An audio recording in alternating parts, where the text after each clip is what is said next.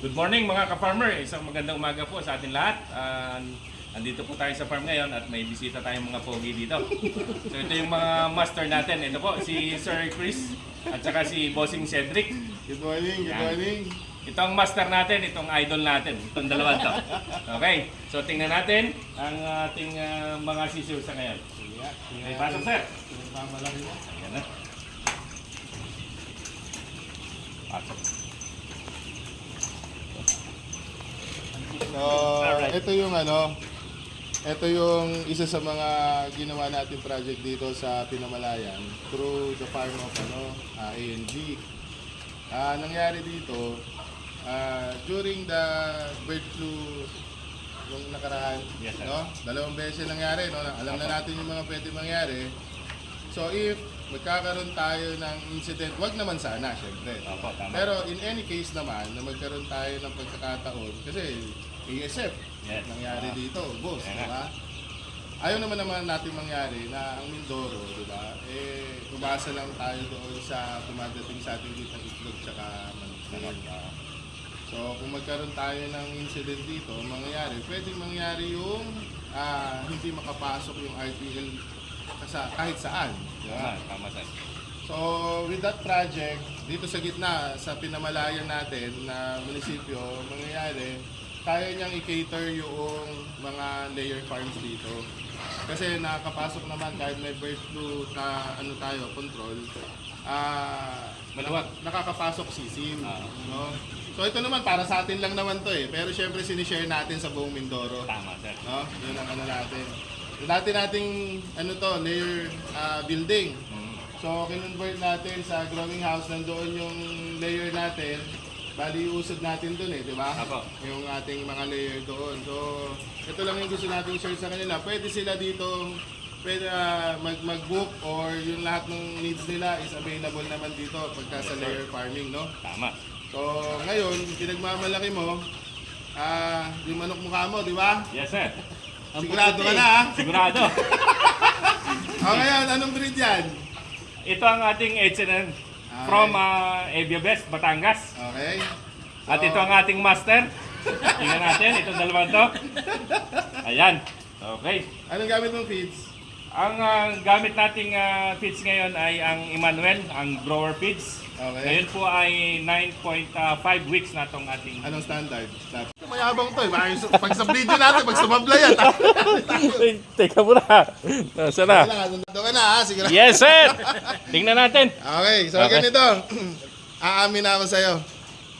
Yung binigay ko sa'yo yung standard, ang ginagamit natin loman. Loman. Sa body weight. Yes, Bakit? sir. Yung loman, big bird. Big bird. Sumablay ka man doon, Pasok pasok ka ka pa din. rin. Anak ka ba? Nadaya mo. Ako'y kinabahan tuloy sa'yo. Forward ng timbang na nakaraan Kinakabahan siya Kaya nga. Yan So Ayun. yun, para sa mga viewers, yun ang natin. Okay. Nadadaya natin yung mga yan. Ala nila sige, ngayon, ganito. So, for HNA natin, 9 weeks, hindi natin ginagamit yung standard natin ng sa breed niya. Ang ginagawa ko, ang gusto kong binibigay sa farm natin, loman. Loman. No? Okay. Para mas maganda yung natin. Lumagpas man kayo ng konti, mas malalaki yung manok nyo. Titingnan natin kung naging effective. So for 9 weeks, ang range natin 690 to 748. Okay. So dapat, kasi ang timbangan natin hindi siya digital. No? So ibig sabihin dito, mag 3/4 lang yan kilo. 750. 750 yun, di ba? So, maliwanag yung natin, ha? Yes, sir. Sasubukan natin. So, range natin, 690, 748. 748. So, walang lalabas doon, ha? Walang lalabas, Okay. Pwedeng tumaas sa 748, hindi Walang bababa bababa. 690. O, sige. Banat, tingnan natin. Tingnan So, mo na. HNN, ABMS. Sampling tayo. Magkakaalaman tayo kung pasok ba? Tingnan natin yung pinagmamalaki mo, ha? HNN, ABMS. Okay. Pucha. Pucha. Walang daya yan. Walang daya yan, sir. Isa ba? Dapat walang nalulusot dyan. Yari ka sa viewers mo. Oh. 900. 900. Positive 200. Kaya pala, ano, ganda ng molting. So, yan yung first Okay. molting niya. Yes, sir. Oh, Pucha, 950. sakto. Pucha, parang midnight feeding to kagabi. Alam na pupunta ako, ah. May nagtimbre ba sa'yo? Ang bait pati ng manok. Ayan, kung makikita nyo. Walang kadaya-daya. Na, puta, mag-1 kilo na tong isa na to, ah. Apo, 9 weeks? 9 weeks. Grabe ka naman. Yan ang Hanip naman yung pits ginagamit mo dyan, Brad. Last. last. Baka sumablay. Tama. Oh, Oh. my God. Oh, Hindi ba Loman tong dumating? hindi sir. Yan ho ay katas ng ating pagsisikap. Yan. Ito po ang, yan kung makikita ninyo. Yan, ang master natin. Ito. Ayan.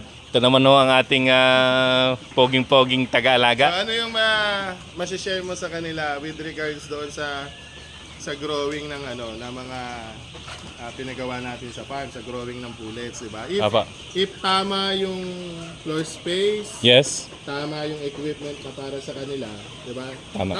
Rin yung ating syempre dapat may konting puso yung pag-aalaga. Eh. Tama, sir.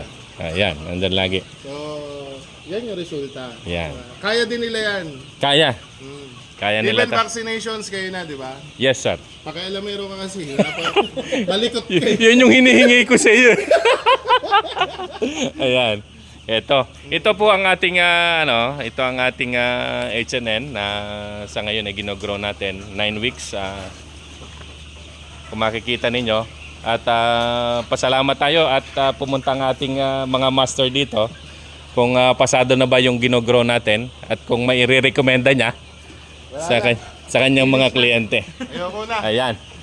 Ito na po sa ngayon at maraming salamat sa panonood at pagpatuloy ninyo ang pagsuporta sa amin. Ito. Okay. Happy farming! Alright.